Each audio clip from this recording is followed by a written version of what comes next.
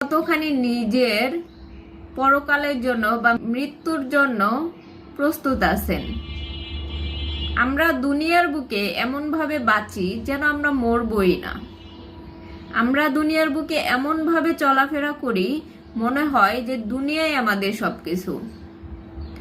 আচ্ছা, আপনি যদি ধরেন যে আপনি ইসলাম ধর্মে বিশ্বাসী না বা আপনি অন্য কোনো ধর্মের, তারপরেও আপনি তো একদিন মৃত্যুবরণ করবেনই।